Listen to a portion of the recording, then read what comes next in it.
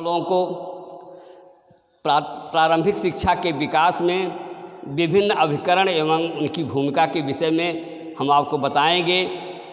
देखिए, हमारी शिक्षा व्यवस्था जो है की बुनियाद प्राथमिक शिक्षा ही होती है। प्राथमिक शिक्षा जैसी होगी आगे जाकर के बालक भी वैसे होगा। प्राथमिक शिक्षा मकान की, जिस तरह से मकान के एक अच्छे मकान की नींव सबसे मजबूत होनी चाहिए, उसी प्रकार से एक अच्छे विद्यार्थी की शिक्षा उसकी प्राथमिक शिक्षा होनी चाहिए। विभिन्न स्तरों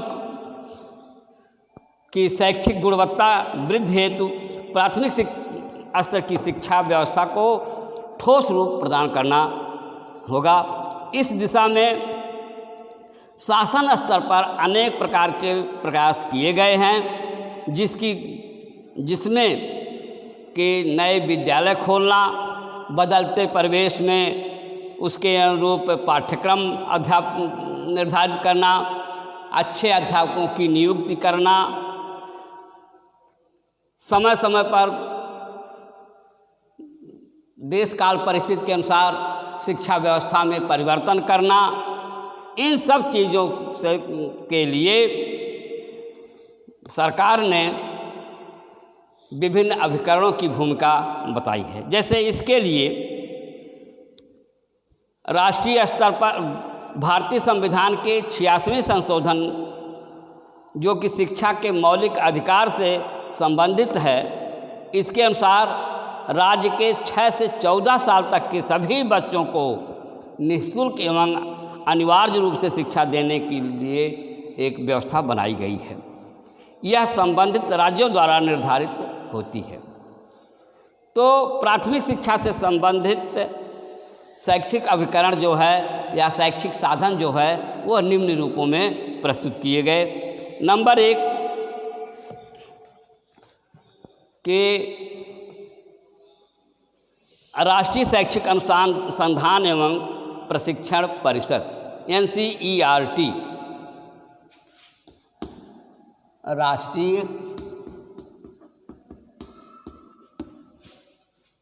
राष्ट्रीय शैक्षिक अनुसंधान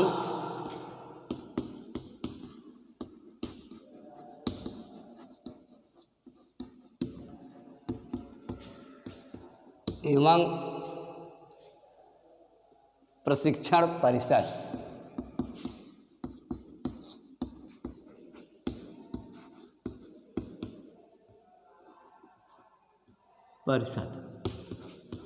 NCERT। नंबर 2 राष्ट्रीय अध्यापक शिक्षा परिषद NCTE,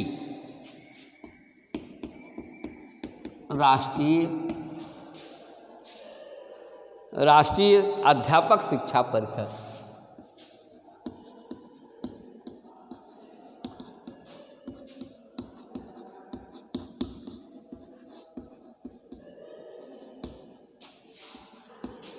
NCTE। नंबर 3 राष्ट्रीय शैक्षिक प्रबंधन एवं प्रशासन, राष्ट्रीय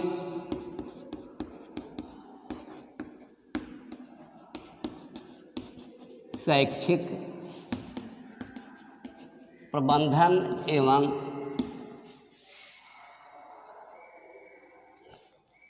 एवं प्रशासन संस्थान।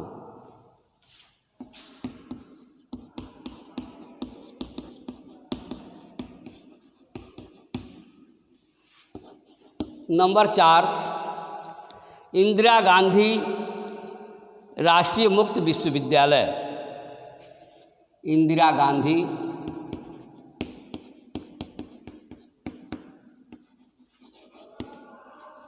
गांधी राष्ट्रीय मुक्त विश्वविद्यालय।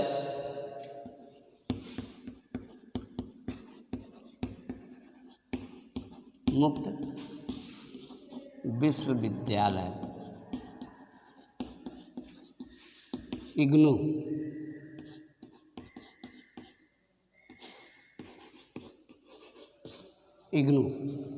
नंबर 5 राष्ट्रीय मुक्त विश्वविद्यालय शिक्षा संस्थान या आप समझ राजर्षि टंडन मुक्त विश्वविद्यालय, राजर्षि टंडन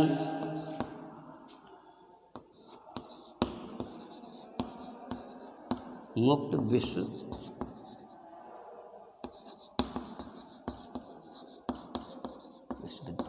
ये संस्थाएं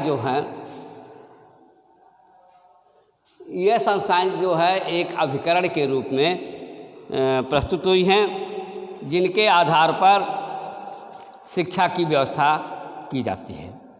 अब हम पहला आपको बताएंगे कि राष्ट्रीय शैक्षिक अनुसंधान एवं प्रशिक्षण परिषद,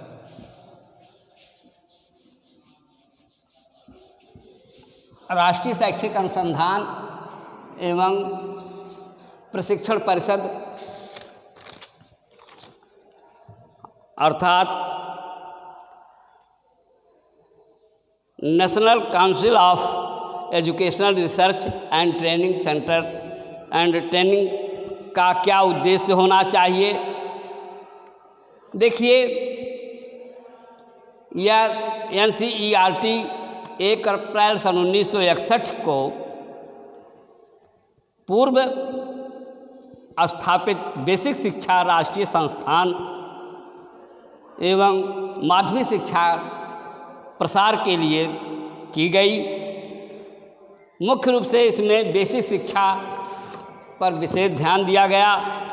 इस NCERT के गठन का तात्पर्य यह रहा, इसका क्या उद्देश्य होना चाहिए, शिक्षा को किस प्रकार से बढ़ावा दिया जाना चाहिए, शिक्षा की क्या रूपरेखा होनी चाहिए, इसके लिए निम्नलिखित रूप से क्रमबद्ध किया गया, निम्नलिखित रूप से जो है इसका प्रबंधन किया गया।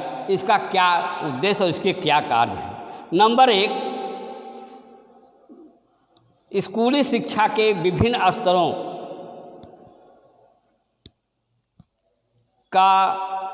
को निर्धारित करना। नंबर 1, स्कूली शिक्षा के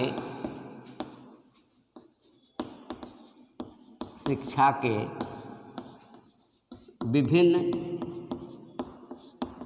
स्तरों को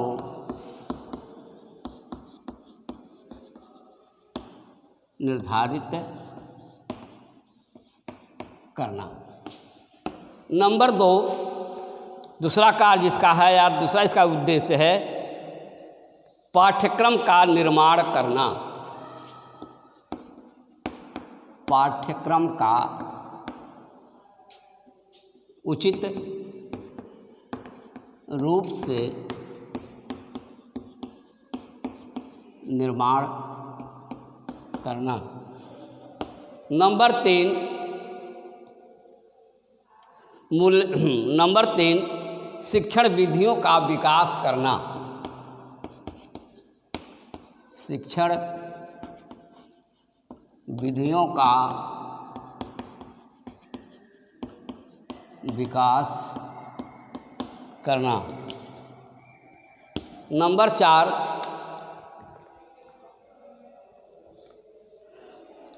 विभिन्न स्तरों की शिक्षण के लिए विभिन्न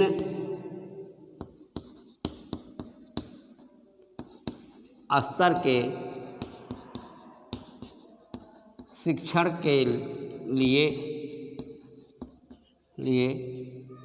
किट तैयार करना। नंबर 5,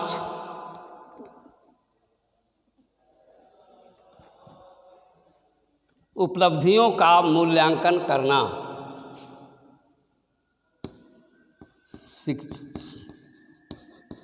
शिक्षण उपलब्धियों का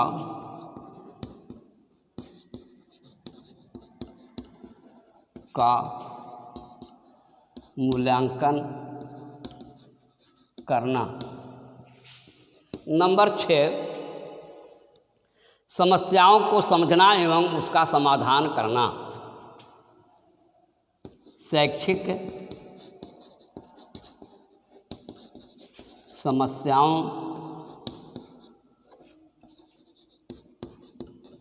को समझना एवं उसका समाधान करना। नंबर 7, प्रशिक्षण कार्यक्रम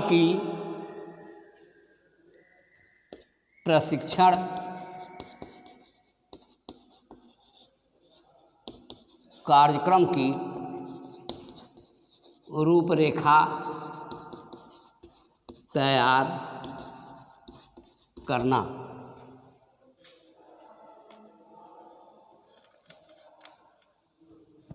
नवोदय विद्यालय प्रवेश परीक्षा, नवोदय विद्यालय प्रवेश परीक्षा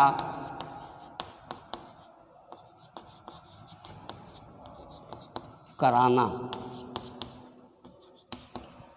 प्रवेश परीक्षा कराना।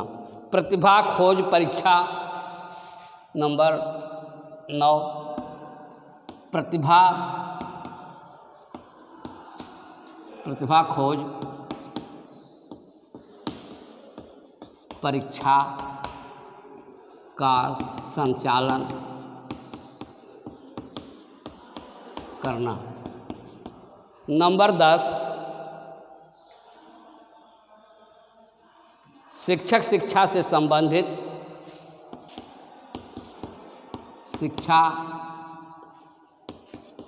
शिक्षक से संबंधित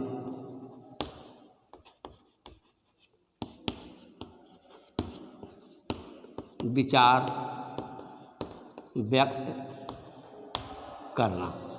इस तरह से पहला इसका राष्ट्रीय शैक्षिक अनुसंधान एवं प्रशिक्षण संस्थान NCERT जो है वो इन बिंदुओं पर अपने संसाधनों के माध्यम से एक साधन के रूप में, अभिकरण के रूप में विद्यालय के विभिन्न स्तरों को निर्धारित करना, किस प्रकार से पढ़ाई हो, पहले बेसिक कैसे किया जाए, माध्यमिक स्तर कैसे किया जाए, उच्च स्तर कैसे किया जाए, पाठ्यक्रम की उचित रूपरेखा निर्माण कराया जाए, कैसा पाठ्यक्रम बनाया जाए कि भारत के भविष्य के लिए अच्छा हो, शिक्षण विधियों को समझना एवं उसका विकास करना, विभिन्न स्तर की शिक्षा के लिए किट तैयार करना, शिक्षण उपलब्धियों का मूल्यांकन किन किन रूप में करना चाहिए, शैक्षिक समस्याओं को समझना और उसका समाधान करना, प्रशिक्षण कार्यक्रम की रूपरेखा तैयार करना, नवोदय विद्यालयों की स्थापना करा करके ग्रामीण स्तर में प्रतिभाशाली बालकों को